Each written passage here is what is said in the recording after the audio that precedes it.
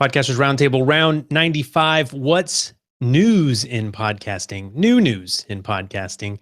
What's up, everybody? It's just the Roundtable today. And I mean, by the Roundtable, I mean the core three. I guess you almost need four, so I can say the core four. It's like a rhyme. Anyways, let's get right. The tripods. Ironically, I got my monitor on a tripod today. So very cool. Daniel J. Lewis, welcome back. Thank you. I wonder which direction we'll land on some of these issues. We've got a lot of stuff to talk about, but some fun things to talk about. For sure. We're going to pull out a few things that we've seen in the news that we thought that this audience would enjoy catching up on. Once in a while, we don't talk about an issue so much as, I guess, all these news items bring up issues, or we just think it's really important that this audience would be interested in that news. So Dave Jackson, welcome back. Yeah, Dave Jackson, schoolofpodcasting.com, or maybe it's just that we have issues. And we do have issues. No, there's no doubt. It's a therapy session for ourselves. No new roundtabler today. Traveling to New Orleans all week, and solo parenting has left me a little behind, but it's not going to stop the roundtable. Shout out to all the single parents, man. You are heroes. Seriously. Hardest job on the planet. All right. What's news in podcasting? What's the biggest news? What should we start with, Daniel? I think we should start with Apple's news. They're having the WWDC conference while we're recording this, but it's probably over by the time you're listening to this if you've downloaded the podcast. But this is their worldwide developers conference for developers of apps and services for Mac, for iOS, for tvOS, for all of the Apple platforms. And this is also when Apple comes and announces and previews certain things. So they announced new hardware coming, like new MacBooks, new MacBook or new iMac Pros, which is pretty cool. But especially interesting to podcasters, iOS 11 contains a redesigned podcasts app that it's available in a beta for licensed developers. And it has some interesting major changes to it that I think are worth talking about. Are they just pretty changes, or are we getting actual functional changes? Well, I think, first of all, it is a prettier change. The layout is a lot cleaner. There's a lot more space in it. And overall, in iOS 11, the fonts are a little bit bolder, which I appreciate, because I think that thing of, let's make a barely gray text that's super thin lines on a solid white background. It'll look beautiful. No, people can't read it. Stop doing that, people. But the new podcast app and iOS 11, bolder text, a little bit bolder, and the layout a little bit more spaced out, a nicer flow, I think, to some of the things. The couple big changes that I see are, well, first of all, this could be an earth-shattering change for some people, but I'm not positive this is a final change. So far, what we've seen of the beta version, there's no new and noteworthy. How can there be a world? How can there be a world without new and noteworthy? How will I launch my podcast? Hey, you'll launch, but you will clearly not be successful. That's it. There are, however, some things that I think are more user-focused on suggesting relevant podcasts to users. Like it seems, there's this Today screen, or not Today, but that's the App Store. There's a Today in the App Store. There's a Listen Now screen on the podcast app, and it's a little unclear exactly how the podcasts in that are populated. It seems to maybe be a combination of podcasts you have, podcasts you've been listening to, as well as top podcasts. Then there's your library, and if you click in podcasts that you've already subscribed to, or you're looking at podcasts in your library, so you're not in the catalog, you're in your library, it does recommend other podcasts you might like, probably based on what's already in your subscriptions. That's the key, because for me, still my favorite way to find podcasts. The reason I had 80 podcasts when I first started podcasting is because every time I was in the iTunes store, now it's on desktop, it's much bigger, they have more real estate. It would always show you, everyone here knows if you like this, or other people who like this are listening to this, whatever. And sure enough, I was like, yep, that's all relevant to me. Click, sub. The store needs that, or the app, something like that. So you're saying this will hopefully be something like that? Yeah, some kind of suggestions from what you already subscribe to, which I think is great because the moment to suggest you subscribe to another podcast is not really when you're trying to decide to subscribe to the podcast you're looking at. You know what? I'm going to totally derail this because it just reminded me of something. I mentioned I was away for work and I was doing a bunch of live streaming. I work with one of the podcasters one of the hosts we have at work has a really successful show. And I think Overcast recently just started, you could do advertising, any podcaster could do advertising in the app. And he was telling me that he tried this. I think it was like $200, whatever it worked out to be, or maybe he spent $200. Anyways, like in 1 week or a month, he got 250 subscribers. And the key was it was only showing his ad to people. First of all, they're in an app, they're ready to subscribe, right?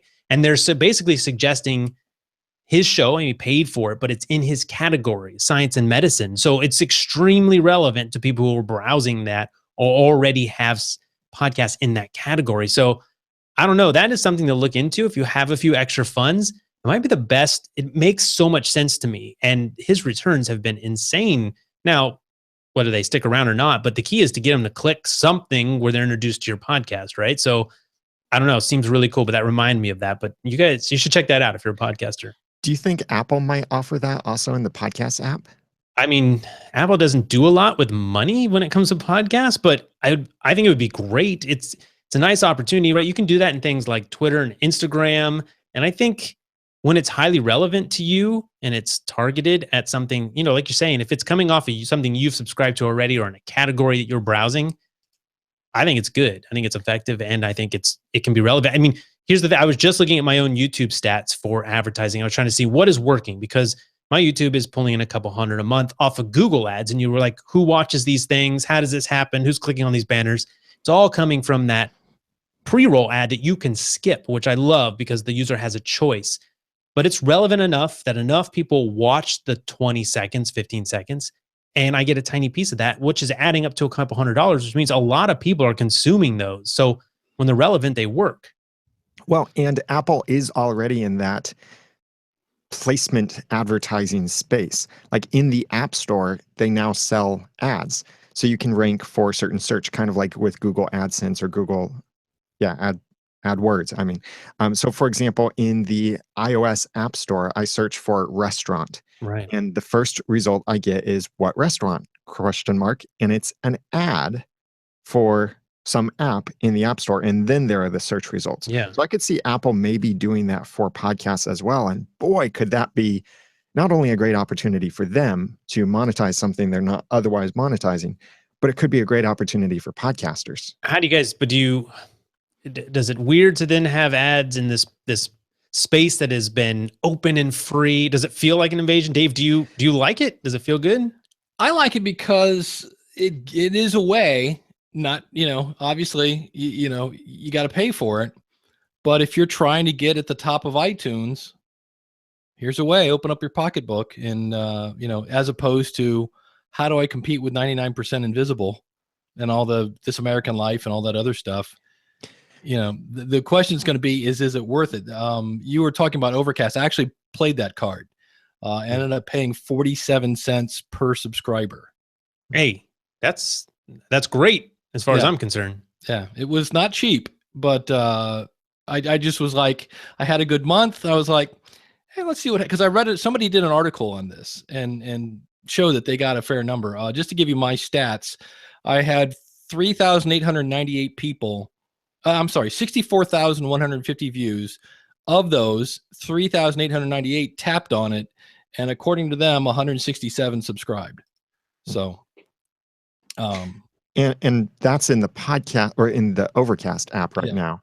And that, as well as where the ads are currently in the App Store and where they could, if they do this, place the ads inside the podcast app, it's all relevant to searches and categories. So it's not while you're playing podcasts. So the ads aren't saying, hey, it looks like you're starting a letter. I'm Clippy. I'm here to help you write a letter. It's not that kind of thing, but it's suggesting relevant things, just like with Google, basically, the way we see ads inside of Google. I think it could be cool if they bring that to the podcast app, but what's going to happen is that the guys with all of the money are Right. going to invest, and there won't be any opportunity for the little guy. Well, that's to what I hope. I mean, advertise. there's hopefully is a way to make the playing field a little more level. You know, man, I like it. You know, I don't know. I don't know how you do that. I mean, I don't know how Overcast is doing that. I mean, Well, see, with Overcast, Gimlet Media probably doesn't care about Overcast, but the independent podcaster does. And the people who use Overcast are going to be far more likely to be discerning in what a good niche podcast is. At least that's my perspective, because they've invested. Why? But I mean, why? What do you? I mean, Gimlet's got plenty of people listening on Overcast. Yeah, What's but the difference? Gimlet as a company doesn't really care probably If about they were advertising smart, they in that would, though. space. If they're smart, they would. It doesn't. All you want is a subscriber. I don't care where the heck they come from. I just want the sub. Yeah, and this is all conjecture too. Yeah. What is that? That's what we. What's what this round is for? We're here to have fun and make it up. No. In case you're wondering, on Overcast, prices range from $75. It depends on what category. Like kids and families, $75. Business is $300 Wait a minute. $75 gets you what? a month So you get a month of Right. ads. of ads. See, And I they- like that if it's like, So see, they if they say- can just set a price, says if it's $100, no one can buy more or less, you know, and it randomly generates or something. I mean, then Right, if you couldn't buy your way to the top, it'd be great. Yeah, so they say like kids and family, $75 for a month. You're going to get somewhere between 350 and 500 impressions, or I'm sorry, taps. So I guess it means somebody's going to tap on your ad, and they say probably anywhere from 30 to 40 subscribers. So that's where you have to go and say, okay, well, if I get worst case scenario, 30 subscribers, and I paid $75 for that, that is 40 cents a subscriber.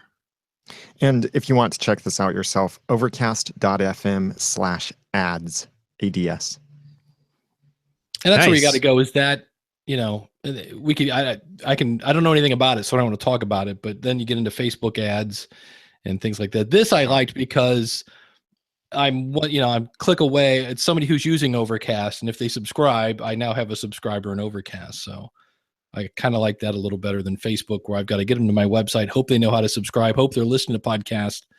I was like, no, this is a podcast listener. Well, that's the key. And that's why I think it's working so well. People are in a position to subscribe to a podcast. And we always talk about get them to your email list so then you can ask them these different things, because they're more likely when they're reading an email, they can click through. But you're in the app, man. Like, that's why it always worked in the iTunes store, because I was Right. already shopping for a new podcast. And here's 10 of shows of the different shows that I probably will like. There are some other That interesting bell things. means it's time for the winners round. Dave, tell them what they won.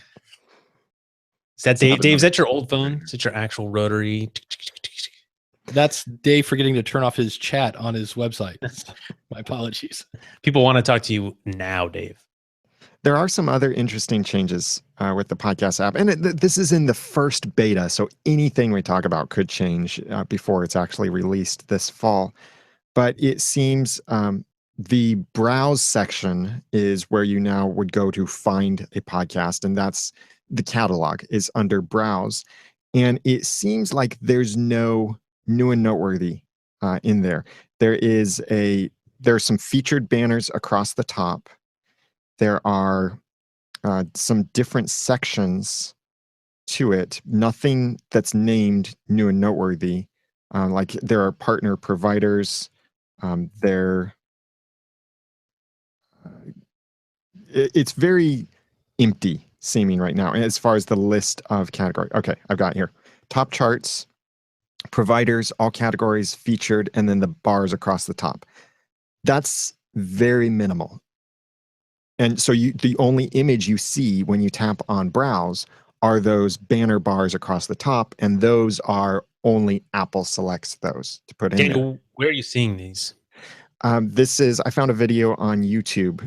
If you search for podcast app iOS 11 demo or hands-on, you'll find some different videos that show some of this. And Can you I throw the think this link in will the change. chat, and then I'll put it in Yeah. the show notes as well when you get a chance. Yeah. Just in case you guys are listening to this, you want to see this. Oh, it's already there. Daniel's fast. And top charts would be the same kind of top charts we're used to. But I think the couple really interesting things for podcasters. So that's kind of podcaster consumer or podcast consumer focused. For podcasters, there may be some new opportunities to group your episodes. There's a presentation happening on Friday, tomorrow at the time of this recording, that will talk about new feed formats for seasonal or for serial content. And they use the podcast Serial as an example. And it separates the episodes into seasons visually inside the podcast app. That's go ahead.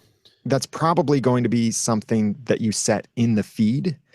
And looking at Serial's podcast feed, there doesn't seem to be anything that's making it do that. No new tags, nothing, unless they're reading the titles, which I really hope it's not an episode title based thing. But most likely it's not. Most likely Apple just used their editorial powers to go in and use that as an example and manually adjust it. But this could be an opportunity for podcasters to then group their seasons. Like if it's a seasonal show of any sort, that could be cool. Otherwise it groups by year, it seems. I'm wondering, does it mean I can make a playlist similar to YouTube? Like, for people who don't do episode, or, like a serial type content, like a story, like where you have to start from one to another, or even a season, like, once or something. Like, is it something I could just, obviously if we're going to have control over it, we could probably get as creative as we want within their parameters. I'm trying to think how else would you use this if we just want to make up stuff, from our imaginations. Yeah. I'm thinking playlists. Well, like right now, for people who have the iTunes Site Manager access, which is a special thing for certain providers on iTunes, you can, on the podcast level, you can tag different podcasts together if you're running a network, and you can make pages that display those podcasts that all have that same tag. That's not individual episodes, though, but maybe there would be something like that where maybe we'll have a new RSS tag that would be something like iTunes :series. And in there, we put a name, and any episodes that have the same series name then get grouped together. Maybe. This is all conjecture. We really don't know. And Apple will be announcing it tomorrow. I'm also wondering too, if that happens, is it going to then like be at the top of your feed? Because it gets buried, right? And what if you're season 5? I guess I don't know. It seems like something could get buried. It would be interesting if you could stick it to the top. Only but you could affect iTunes order. Could be in play too. Speaking of RSS feeds, it's a perfect time. The Roundtable will be at Podcast Movement. So if you're going, we all have a code. So just pick your favorite Roundtabler. Ask us what your code for 10% off is. But if you're going to be there, you have to come see us. We're going to do a session all about RSS feeds. You've seen something like that on the Roundtable before. We're just going to make it better. And if you are curious what is going on inside an RSS feed, you should be. RSS is the lifeblood of your show. It's the engine. If you want to be able to lift the hood on your car and work on it, giving yourself full control, we're going to help you with that. We're basically going to turn all that jibber jabber into English that you can understand. Dave, do you speak another language? RSS. Dave speaks RSS. That's it. I used to know how to swear in German and count to, I think, 10, maybe.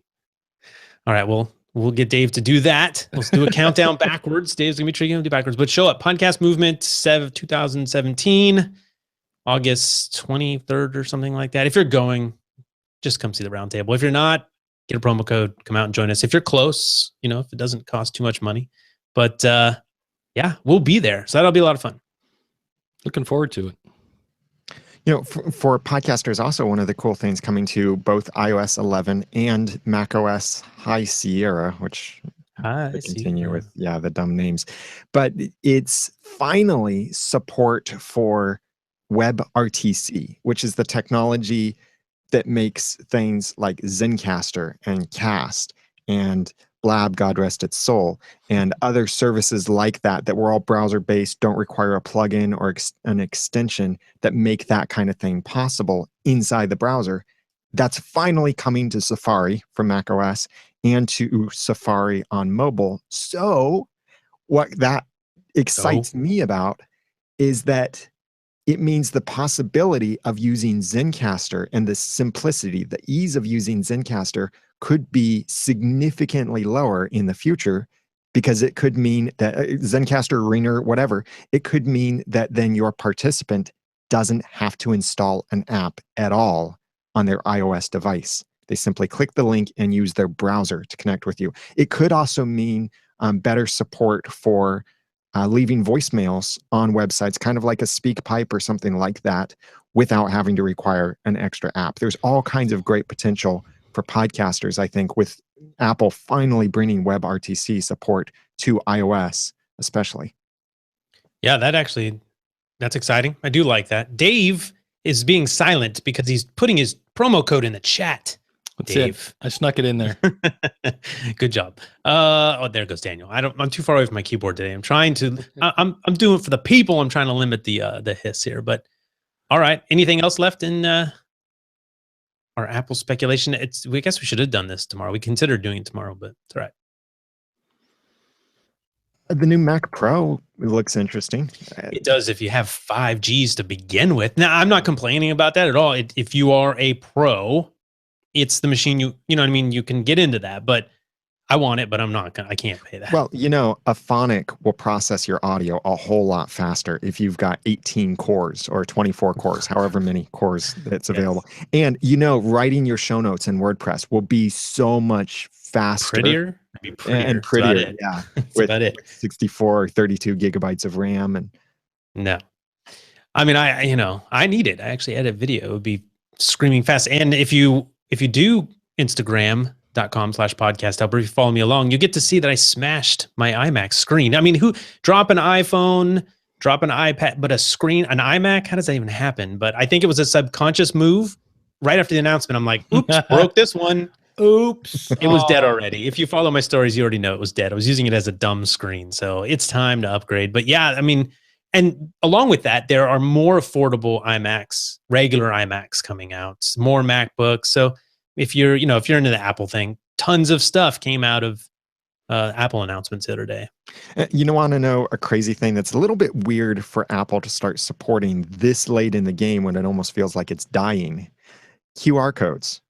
QR code. Yeah. They have enough life. I mean, I use them here and there. I'm like, I have to use your QR code to get in this thing. But well, they mentioned it that they said for our friends in China. So I don't know if it's a case where they're really big overseas in Europe and China, things like that maybe they're all about it. But when I was watching the presentation, which was fun, it was like a wrestling match. They'd have somebody come out. Okay, I'm going to go back to Tim, and they'd toss out the clicker, and then somebody else would come in, and it's just this constant roundtable of people. But the guy that was talking about QR codes, there's a lot of stuff that was really cool. It just had nothing to do with podcasting unless you're doing video stuff. The graphic stuff, and they showed a virtual reality demo that was mind-boggling where the person was fighting Darth Vader and all sorts of other fun stuff. And when I see stuff like that that's not podcasting related, I still get excited because eventually that stuff will trickle down and get cheaper, and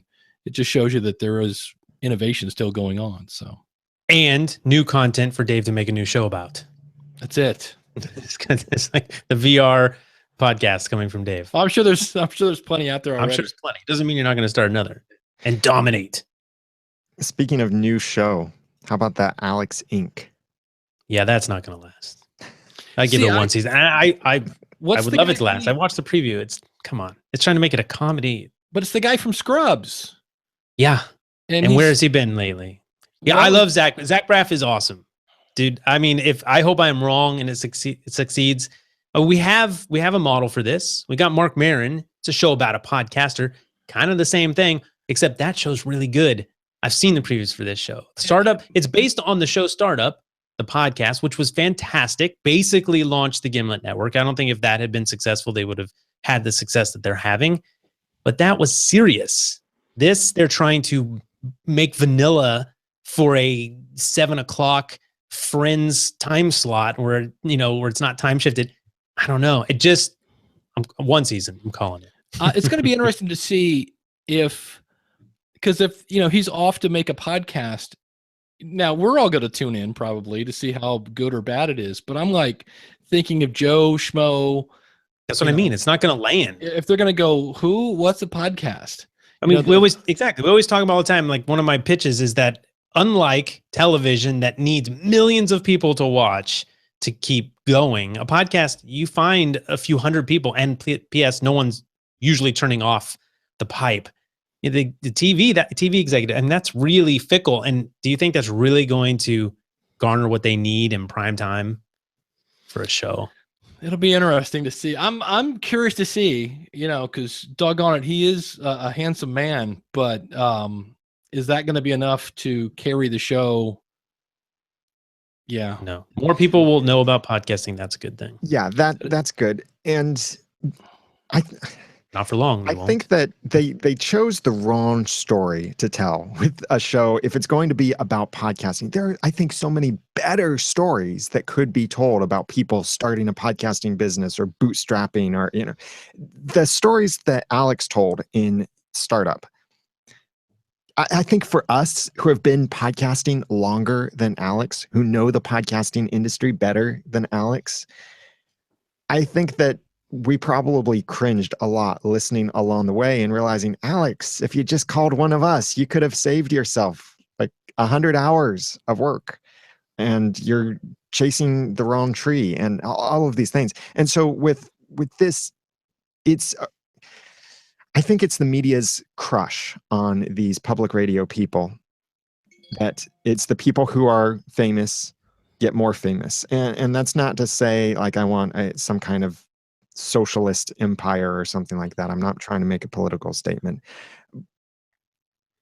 But nonetheless, it will be interesting to see a show that doesn't merely mention podcasts, but it's all about someone trying to build podcasting. Maybe they'll even talk about things in the show, like saying, I'm trying to explain to people what a podcast is and they just don't get it. Here's the way I'm trying to explain it, or here's what I'm doing. There could be all kinds of opportunities that they could use the show that could really help the podcasting industry. They picked it because it was successful as a podcast, because people attached to the personal story and bringing his wife and the real struggle. This is a comedy from what I've seen. Sure, it's going to tell that story, but it's not going to land. And the target audience here is ABC viewers at 7:00. I mean, or watch this before you watch the Tonight Show. I just don't see it grabbing on. I just hope it's not yet another mainstream way to make fun of podcasting. It feels like it does feel a little backhanded. Look at these crazy little guys trying to do their company. How cute. So I'll be interested to see, how they're portrayed. And they could easily do that with the kind of typical public radio attitude right now is, oh, you cute little podcasters, we're doing your little thing, playing with your little toys. But now that we, the public radio people, are here, now podcasting is legitimate. And I could really see the show doing that same thing. Yeah, because he had a very successful career at working for NPR and This American Life, and then Money Planet and all the other. So he had a decent batting average going in. It'll be interesting to see if they spotlight that at all. The fact that here was this guy, or are they going to paint him like Al Bundy and shoe salesman turned podcaster? Honestly, I think the fact that they're spinning it to a comedy that something wasn't a comedy before is just that's where it falls down for me. It doesn't land, but we'll see. I'm thinking of doing an insane thing related to this. I own a couple relevant domains. I'm thinking of maybe doing a fan podcast about the TV show about a guy who started a podcasting network. There you go. My approach, and this is the thought here, and you should do it. You only have to do it from one season, and you can organize it nicely in the new. Yeah. What I'm thinking, though, is to talk about it from the perspective of someone who does run a podcasting business and has been running it for a while. But I know that there's a significant difference whereas Alex went and sought funding, and the rest of us actually paid for it ourselves and didn't need funding to build a successful podcasting business. I explored a podcast, the only fan podcast. No, two. I've thought about two. One was based on Mark Maron's show, but it was really just using it as a jumping off point to talk about other issues. Two was another show, but I did think about that too. But I'm saying, man, it's not much of a risk because you're not gonna have to do it very long. Well, what's interesting about that is much as there are many shows with our favorite catchphrase, of course, of on fire, there are a lot of shows with WTF in the name, or different variations of that. So I could see if you did a show on Mark Maron, I'm not sure, you'd have to somehow put that in the name or something, or call it Boomer Lives or something, but that's not going to make any sense to somebody who doesn't watch the show. I don't see this TV show spinning off a lot of fans that are like, I got to listen to the podcast about that. Right. If you're interested, by the way, and you want to check out if I do launch something, there's no website right now, but the domain, one of the domains I have is alexpodcast.com. This is the least evergreen thing we've ever put out there. It doesn't even exist, so it's nothing there now. And from now we'll be talking about it and saying, "Oh, it was such a horrible thing." Oh my gosh. Well, anyways, we can revisit on the next news show. I could be totally wrong. I mean, I guess for podcasting, I hope I am, but we'll see. What else? What else? Hey, have you guys heard? MP3 is dead. Shut your mouth. Don't say that. I've been screaming on Twitter, like, just shut your mouth. Like, who's falling for this? There are a couple articles. This is the new Leo Laporte podcasting is dead. Clickbait. But what happened? We'll address it, because if you are seeing these things and you are worried because people put out bad articles, Daniel, what really happened? Well, I'm not a lawyer. Don't play one in the podcast, so I can't explain it fully. But what did happen, the one fact I do know, is Fraunhofer is the main company that owns patents to MP3 encoding and decoding technology. So all of this time that we've been encoding MP3s, technically some kind of payment needed to be made to Fraunhofer. Now there's the lane encoder, which goes about things in a different way, but the end result is the same. Nonetheless, Fraunhofer was the main company. They chose not to renew their patent for the MP3, their encoder, and thus they also chose to stop licensing their Fraunhofer MP3 encoder. That's the actual fact. There are different interpretations of this, and I don't really know which of these is actually correct, but like one interpretation is this means now everyone can use Fraunhofer for free. I don't think so.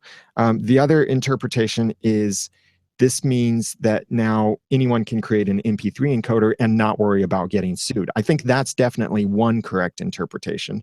The other interpretation is that. Are we going to see Fraunhofer in Audacity? Yeah, I don't know, because it doesn't matter. Like issuing licenses, but does that mean if they don't issue licenses, that doesn't mean their code is now open source? If they said we're stopping issuing licenses, Fraunhofer MP3 encoder is now open source, then we would see it in Audacity. Right. But this caused people to freak out. Yeah. Right. They thought that now MP3s can't be used, or that it wouldn't be supported. Right. So, well, that's not true. It's amazing the weird things that people come across, and you get these really bad headlines. I know Mike Dell told me, he said that somebody had contacted him and said that streaming was the only way to go, and MP3s were illegal and stuff like that. You just kind of go, where are you reading this stuff? It just doesn't make any sense. So yeah. Facebook. It's right there in my Facebook feed. Maybe I'm talking about Russians. Well, one of the thoughts with Fraunhofer on why they chose not to renew is they said something, I don't think they directly said MP3 is dead, but they did basically say something like, we feel that MP3 is on its way out and other technology is on its way in. That's why we're not going to bother with it. Let me guess. AAC is on the way in, because that's the other patent they own. Baloney. Don't buy into that. It's just a business play for Fraunhofer. So what? They want to push AAC and get that everywhere too. But the point is, MP3 is ubiquitous. It's everywhere. It's the same. I read a good article today. The same reason why everyone still uses JPEG, even though there are better formats than that. Like, it's what we know. It's what we're accustomed to. Like, large ships turn slowly, right? I mean, like, even if MP3 slowly went away, take a really long time. And you certainly have to worry about, oh my gosh, can I encode my podcast in MP3, and what am I going to do? But Marco, speaking of Overcast, he wrote a great article about this, but it's nothing wrong with MP3, man. Don't buy it. And I think especially now, these public radio people and advertisers coming into podcasting are very interested to see MP3 die and something take its place that's more trackable. They want a technology that phones home and reports on how much you listen to the podcast. There are all kinds of privacy concerns over that kind of thing. I mean, could you imagine if you bought a book or a movie or a magazine or whatever, and it was constantly sending data back to the producers to say how much you watched of that, how many times you watched it, where you paused, where you resumed, maybe location data? I'm not willing to Already do have that. anything I'm like going to that. say that already exists. You mean your DVR or your Apple TV? With Amazon, they now have a chart based on not what are the top sellers, although they still have that chart as well, but they now have a chart based on Kindle on whose pages were read the most. YouTube, like it could not, you're plugged into Google. They know everything and every piece that you, I want to see that bikini shot 4 more times, 10-second back, 10-second back. Like I look at that in my stats, I can see where people like which part of the content, piece of the video they like the most. Like it's incredible. So that's unavoidable, but it doesn't mean I want it to. Well, the tricky part of that is it would have to almost be a new format because that exists now. I mean, Awsound, Omni Studio, and Whooshka all say they can track how far people listen. Stitcher does that. And Stitcher, yeah. But they own the file. Exactly. And it's you have to own the experience. Yes, so, the app. Like Apple could do that and give it to us. They don't give us that info. I wish they did. So when I've been playing with those platforms, it's always like 2 to 5% of my audience, because that's the only people that they can report that back on are people that are listening on a website.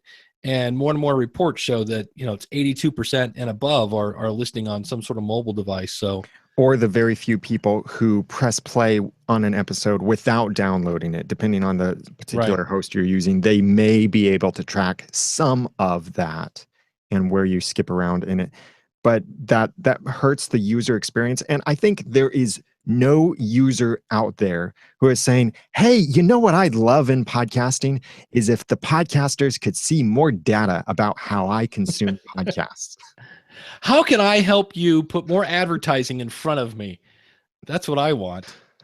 Yeah. And hey, you can opt into those things. It says, I do want to help. I do want you to make the ad. Hey, if Apple's going to put ads in front of my shiny new podcast app, it better be relevant, and you can opt in for that sometimes.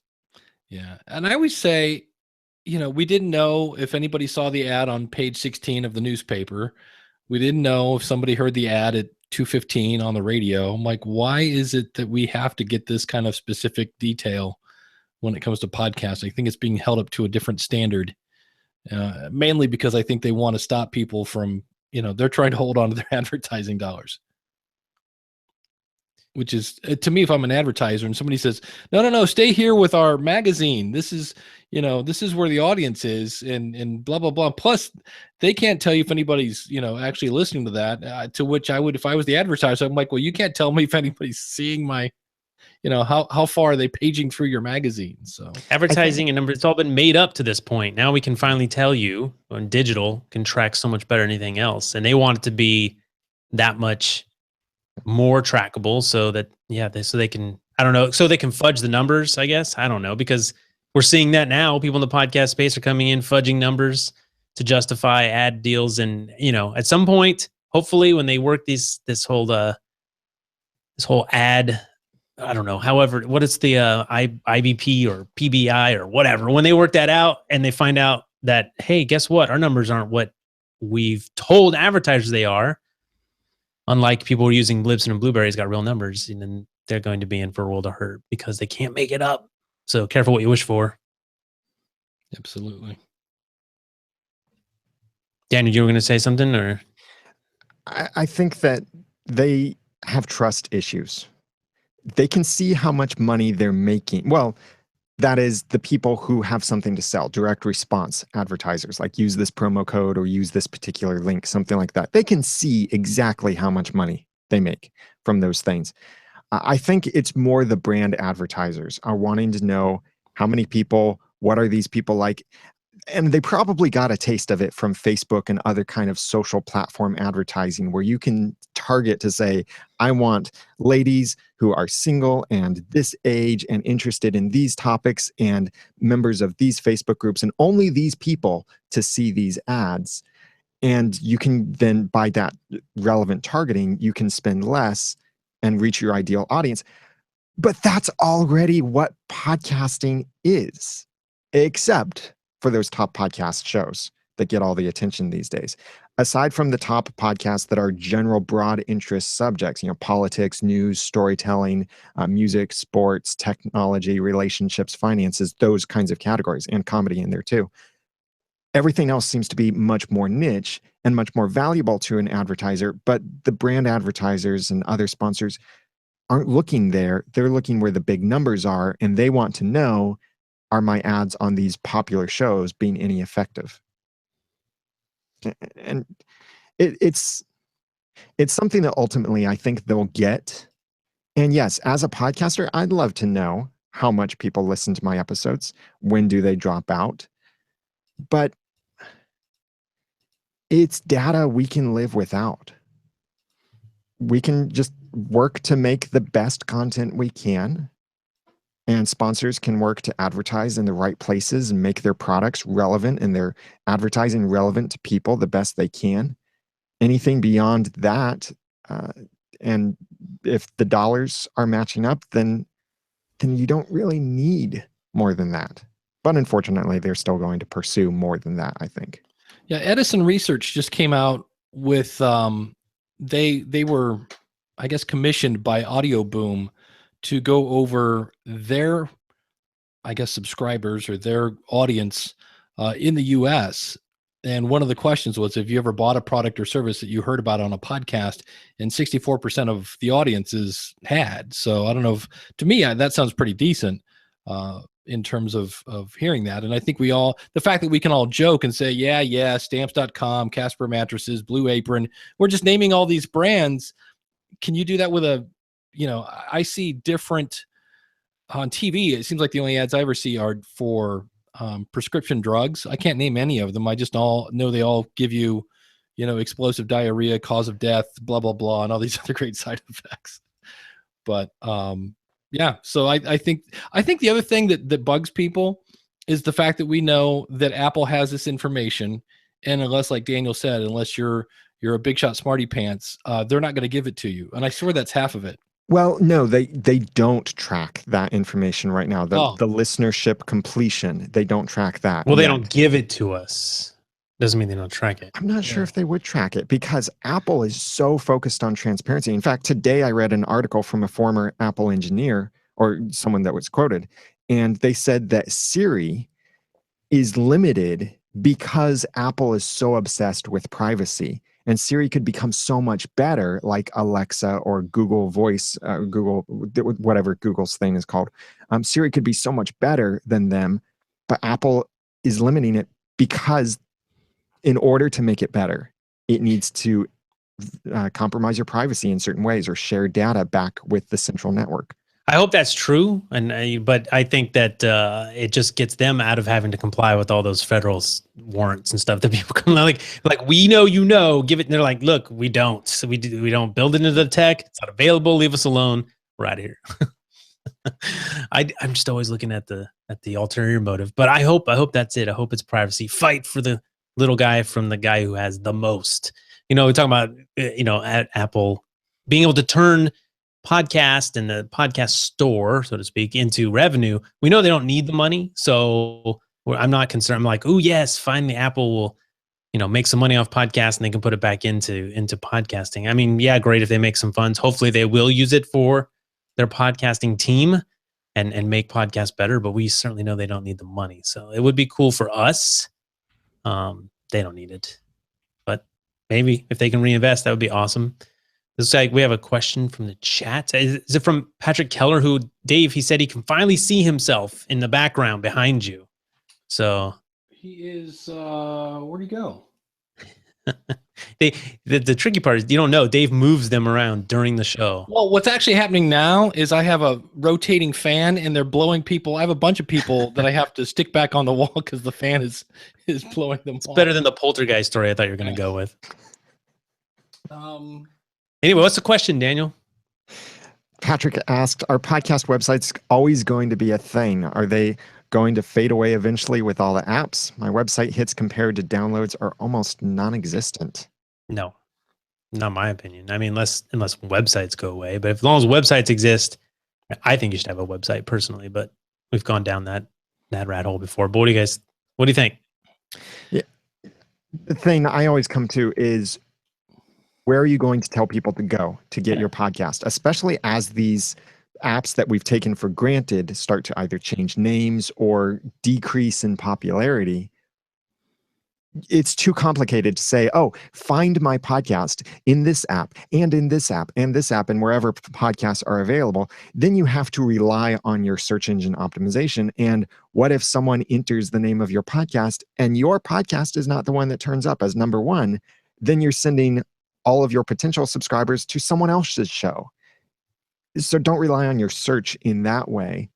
Your website is the place where they can get all the stuff that isn't your podcast. I don't care if they listen to the podcast there or not. Maybe they can sample it there. Maybe they discover it there.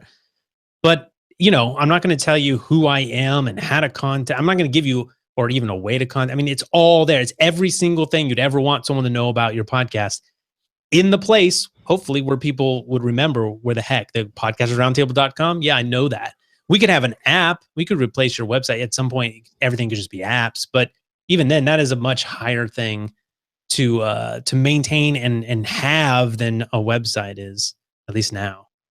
I think even if your website was as simple as name of the podcast, what the podcast is about, how to subscribe, and how to contact you, that could be even enough. It'd be great if every episode had its own post, but at that bare minimum, so you can point people there. Mark Johansson mentioned something about texting to get listeners on your email list. That can work okay, but texting an email address is torture. It's also country like that right now, like you could do that and it works like the US, but it's not global and a global medium. So it can work, but it's not ideal. Those are all just marketing techniques anyways. I mean, a website is that you own it, right? I mean, you have your podcast, you have the feed. Hopefully you own that. Hopefully you own your own website, right? So again, so you have control over everything that is your podcast. Yeah, your website is the place that they can always go back to when there was a social network. It was kind of funny when they send you the email to let you know that they're going out of business and you're IMSI. Yes, IMSI went out of business, to which we all go, huh? Who? Exactly. So when, if you'd put all your eggs in the IMSI basket and then they go, yeah, we're shutting it down, now they can say, well, just everything will be back at my website. So that way, in the event something ever just crashes and burns, they know where to go. If they're like, well, I was following him on IMSI, but now that's gone. What do I do? Well, if you've been plugging your website, they know iTunes can kick any of us out tomorrow. Right. Yep. So Podcast Roundtable could be gone from iTunes. They could say I violated some terms of service, or it could just be a technical error. And then they're like, that show's just gone. The problem is you probably wouldn't know it was gone because you would just think we didn't produce an episode. But hopefully if there weren't episodes coming out, people were like, I'm going to try the website, at least see what's going on. Well, that's the beautiful decentralized power of podcasting, is that although people may find us, or it's easier to subscribe to the podcast if it's in the Apple Podcast app, once they're subscribed, we could get kicked out of the podcast app, sure. But that doesn't affect our subscribers because they're subscribed then directly to our RSS feed, not some centralized database. Right. You couldn't find us. You're right. That's better. It's a bad example on that point. We do have a connection to those subs, but you wouldn't get us in the store. Something that I like to bring up is when Dave was hosting his show, Ask the Podcast Coach, which is live Saturday mornings at 10:30 a.m. Eastern at askthepodcastcoach.com/live. I stole your thunder, Dave. When he was doing the show on Blab, of course, all kinds of interesting people came around on Blab.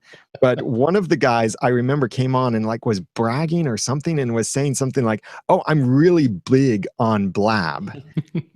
And well, now I guess he's not big anymore because Blab doesn't exist. Yeah, But he gets to say I was the biggest on Blab that's right. at that time. But hey, I used to be huge on what are some other good social services? Anyways, Mark says in the chat, he says he never goes to podcast website. Come to think of it, he's been to Dave's, Ray's, and Daniel's a few times in the past, but dot dot dot. I would also say that this audience is not the best audience. We tend to get probably our content other ways, but the whole point is never to assume how any one person gets their content, right? I mean, you don't have a podcast. It's like, I'm not going to put a player on my site. No one listens. Well, we talked about paying 47 cents per sub in Dave's case. Like, what's the value of one subscriber? I mean, personally, I'm going to want I want to be everywhere so that that one person can find it. That's all I care about is the one person is going to find the podcast. And if one person, you gave them your web address, they go to your site, and from there, they're able to subscribe to your podcast, and they never visit your site again. Your website was not a waste. Exactly. It did exactly what it was supposed to do. And there are ways you can get people to your website. If you're talking about something and you're like, well, if you'd like to see my diagram of my mixer on how I have it set up on Saturday morning, it's basically this and this and that. But to see the diagram, go to the website at blah, blah, blah / blah, blah, blah. And it's almost like a cover charge. You're only going to get those people that go through the steps of hitting rewind and writing down that address again, or clicking on the link in the show notes on their phone to get that. So there are ways to get people to your website. It's kind of it's not spammy or anything like that, but you can talk about it on your podcast, and then say for more information, see the website. Well, and it's all about the life. I mean, you've talked about this, Dave. If you go to podcastersroundtable.com/live, that is what I always promote, at least now since we've been doing it on the website. Like, I promote that link. It's baked into the archive of the Roundtable here. Right. So when I change, we're not doing it on Hangouts anymore. Hangouts, I love you, don't change. When we go to Blab, whatever, Dave, you've changed your platform a lot. Like, that link is always relevant. Yeah. Right. So I'm sure you can find us on YouTube. I'd love for you to subscribe there because it's a great system. But I'm going to promote podcasteroundtable.com/live because no matter what, I control whether that goes away or not. Yeah, I did that the last 2 weeks. I was kicking the tires on BeLive.tv. And so luckily my audience doesn't have to guess where to go on Saturday morning. They know it's askthepodcastcoach.com/live. And they're like, oh, wow, this isn't where we normally are. And 10:30 there I roll in. So here's an example of my own experience with someone in our audience right now, Emily Prokop, who hosts the Story Behind a Podcast. I don't think I'd ever gone to her site to subscribe or anything like that. I subscribed directly in a podcast app. I never went to the site until she did an episode. I forget which episode it was, and I forget the exact term, but it was about this chord progression in music that's used in hundreds and hundreds of songs. And she mentioned that she had on her website a video where these guys did a parody where they just use this exact same chord progression and then go from song to song to song, like changing the lyrics with each song. And you realize, wow, it's in that song I know, that song I know, that song I know. And it's a seamless progression from song to song because it's the exact same chord progression. And that's the one time I went to her website because I wanted to see that thing that she mentioned in her podcast. Ditto. And so her website, you went to there too? Yeah, I did the same probably thing. All of the musicians who listen were like, oh, what are those chords? Yeah, absolutely. I did the same thing. So we are getting near the end. A couple other things that are probably important for this audience to know. Google is indexing. This isn't new news, but it's news enough. Google's indexing your podcast RSS feed. Also another plug for our RSS session at Podcast Movement. It says RSS. I'm a shill like at this point. What's up with that? Google's indexing your podcast RSS feed. What does that mean for everyone watching this show? Listening. I was under the assumption this only came up if you did a Google search on your phone. Is that accurate? Yeah, for now. And if you're right. It is. I think you're right. If you put a little bit of code on in your website, you need to put code. Isn't it just have your RSS feed like link? No, available okay, on your website? We're talking about two different things. Dave, I think what Dave is talking about is that if you do a search for a podcast or a search that turns up certain podcasts on the Android browser on Android, and it's in the Google app or the Android built-in browser. This doesn't work yet on iOS. This doesn't work yet in a regular browser on a computer. But if you do a search that's relevant to a podcast, you will see podcast episodes show up in that result. Now, those episodes are populated from surprisingly different places that show no consistency to them. Like I've looked at our separate podcasts as well as separate podcasts from others. Like for example, so the episode listings where you can actually press play on the episode on a mobile device, an Android mobile device. For some of us, it pulled the episodes from the iTunes listing result. For some of us, it showed the episodes from our website results. For some of us, it didn't show episodes at all.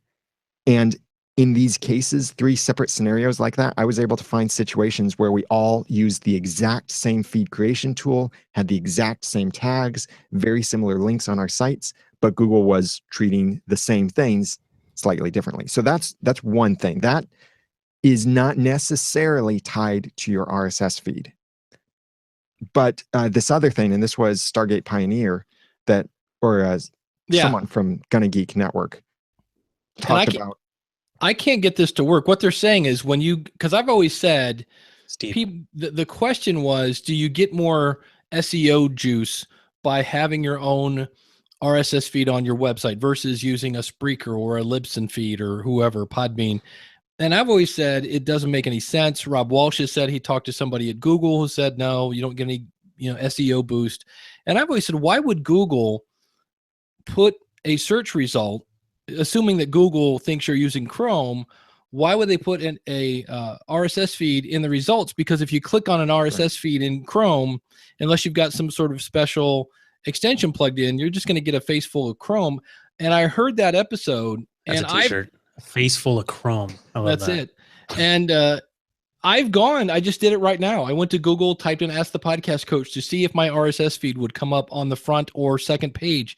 And I'm still not seeing what they're talking about. So I'm not saying, at least for me, and I even did the old go to a private browser, thinking that maybe it was somehow customized to me. So if you guys have results that I'm not getting, I just personally can't get an RSS feed to come up on Chrome.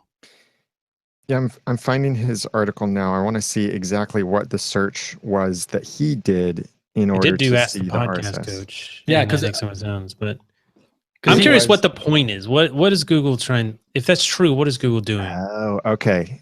Let's try this. It was for better podcasting. If you, try better podcasting without the quotation marks. That's Stephen John and SP's podcast. Without the quotation marks, RSS feed is not on the first page. With the quotation marks, and there is a very interesting thing that could be making this different. With quotation marks, better podcasting. Ah, there it is. With quotation marks, my RSS feed comes up. So what? Why do we care? Like, what is Google doing? Well, so their thing was, I'm now losing. So if somebody now, on the other hand, when you do that for Ask the Podcast Coach, shockingly, askthepodcastcoach.com comes up first. Then it comes up on Jim's website. Then it comes up on the School of Podcasting's website. Tune in. Then it comes up in iTunes. Then on Spreaker. Then it shows my Libsyn feed. So if somebody doesn't click on one of the first 7 results and they click on my RSS feed, they're going to get a face full of code. And here's the thing. The reason it's even the Libsyn is showing up probably is because it's in the URL as part of the domain. Right. Yeah, it's my slug. Yeah. In this case, my slug is askthepodcastcoach.libsyn.com/RSS. All right, so let's just have some fun with it then, because if it's happening, if it does exist, if Google is doing this, what do you think? What's the real point? What do you think Google? I mean, it doesn't matter if it works now or not. I mean, Google should be indexing podcasts the way you used to do a search and get the top YouTube video hits. I mean, if you we can't listen to audio yet, or not well, but if you write great show notes, if you have your RSS feed and you have enough information that it should lift that up in results for someone who's searching them. I'm hoping that'll happen in the future. Well, that was their point, was if it's going to show up in a search results, then you should be using an RSS feed on your website. And having an RSS feed that is updated regularly. I mean, all this stuff you kind of already get credit for this, right? I mean, you have a website here's another reason to have a website, right? I mean, you're creating content, essentially a blog, which you're updating regularly. Hopefully Google gives you a little bit more weight for that topic that you're creating a blog podcast on. I would hope that an RSS feed would add to this credibility. And if you're getting new stuff added to that feed and it's rich, like we're adding audio or video files, I want to come up more relevant in the search, hopefully at some point in the future. Yeah, and it's not always about being number one on the search, but about dominating the search can be even more powerful. So they see all of page one is your own content. Maybe, it's on different platforms. So they see your Stitcher, your iTunes, your website. So if your RSS feed shows up, as long as it's not number one, like David said, so what?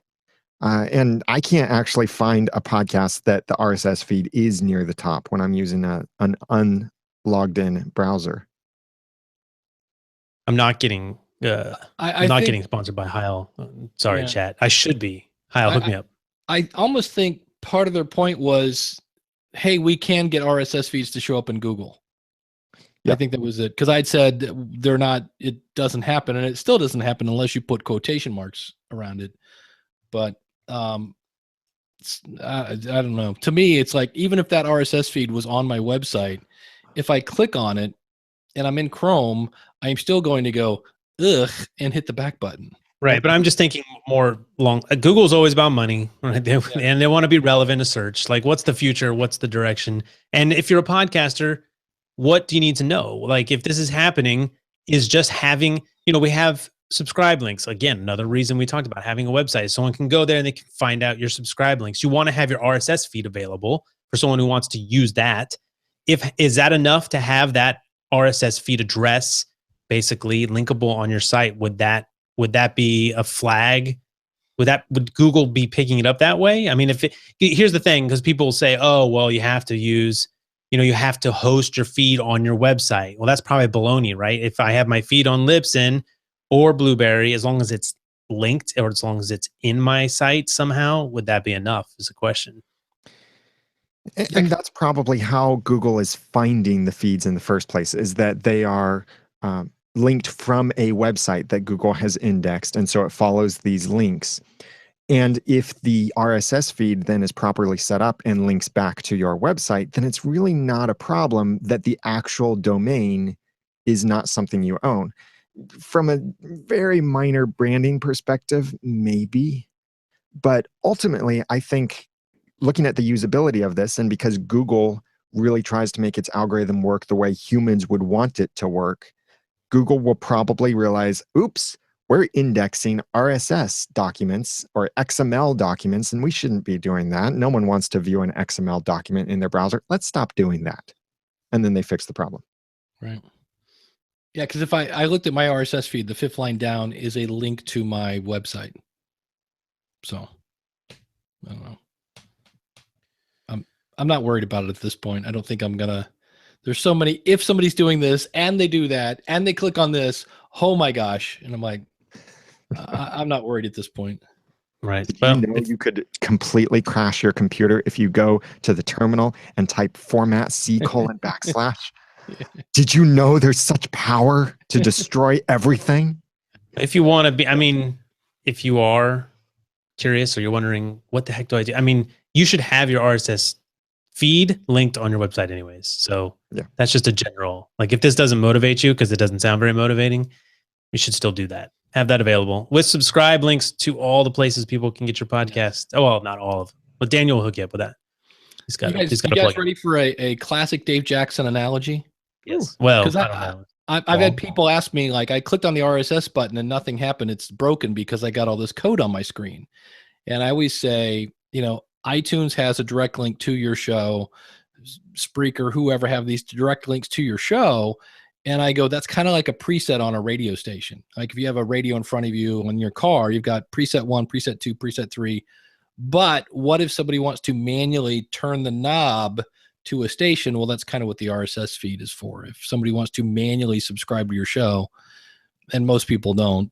You copy it, you don't click on it, and blah blah blah. So having the RSS feed is for the person who goes, I don't listen on Stitcher, I don't listen on iTunes, I use Castro or whatever app is. So yeah, and they can exactly, and they can at least copy it and take it over because you've always been able to put in an RSS feed link into Apple Podcasts if you want. Yep. I mean, if you don't want to, at that point, anyways, yes, have it available. Won't go down that rat hole anymore, but not much left. So wrapping it up, we talked about podcast movement. There's a new podcast conference coming. It's called PodCon, but this one is a little different. This is from Hank Green and the Vlog Brothers, I think. And anyways, they did VidCon. So this is PodCon. VidCon is hugely successful. I would say it's the number one conference to go for YouTubers, at least, but it's more than that. But it's primarily a YouTube conference at this point. It's really cool. I'd love to go. So I would hope. I mean, they know how to do a conference. So PodCon seems to be aimed at podcast fans, but also I think they wanted. I don't know. It's being crowdfunded. They said they're going to do it no matter what. It's up in Seattle, so I don't know if you guys have heard of this or have any interest, but it's different. It's not like a like podcast movements. If you're a podcast producer, if you're listening to this show, right? But this is more podcast fans, which we all are, and I think it's a little. They're going to, I think, have somehow to, but mostly it's. We've seen this before in LA. They've done sort of, but LA has been more focused on like specific niche, right? And I know VidCon is the place. If you have YouTube stars that you love, you go to VidCon. Like they're there. So I feel like PodCon is trying to become basically VidCon. Yeah, or kind of the Podfest and the traditional Podfest of all podcasts. Like there's the LA Podfest, which I think might be the first Podfest or the first thing to carry that name, Podfest. And it's primarily comedy podcasts, primarily based in the Los Angeles area. It's that little bubble of those comedy podcasters. And there have been other Podfests around the US besides Podfestus, as I like to call it, or the Podfest Media Expo, which actually I'm wearing their shirt right now for next year's conference. But that Podfest is more a podcasting conference, whereas all the other Podfests are, let's get together and watch these podcasters record live. So what PodCon is trying to do is trying to be the Podfest for all genres. Not only comedy, not only local or regional in some way, but everyone. So they've got me, my brother and me. That's it. Lore, Alice Isn't Dead, Welcome to Night Vale, Sawbones. They've got some other things. 99% Invisible. Different podcasts. The interesting thing to me is that it's almost like you're recreating your audience every year. Whereas if they don't have a show that you love, I mean, and that's such a high threshold. Like not only does it have to be a show you love, but you're going to travel to see this show. So I think they're going to have to offer more. If you're a YouTuber, you go to VidCon. But also if you're a fan, you go to VidCon because they have all the biggest YouTubers there. So I imagine they'll build it in the likeness of VidCon, but yeah, you almost have to each year. It's not like, every year podcast movement or whatever we tend to go back. Whereas I don't know if you would do that with PodCon as much, but they're smarter with these things than I do see. They say they'll have panel discussions, workshops, and weirdness that are more focused on talking about podcasting and not simply hosting live podcasts. So it kind of feels like the only thing that sets this apart is that it's trying to be more broad than LA comedy podcasters. Yeah, I know they're trying to raise like 300,000. They got 81,000 in their first week or something. So, like I said, they're going to do it no matter what. But it's in Seattle, right? Awesome. Is that where it's in Seattle, right? Yeah. I think they asked them why. I was reading an article today or something. It's like basically Vancouver, Seattle, Bay Area, like LA. Like apparently, podcasting's big on this coast. So you want to get over here.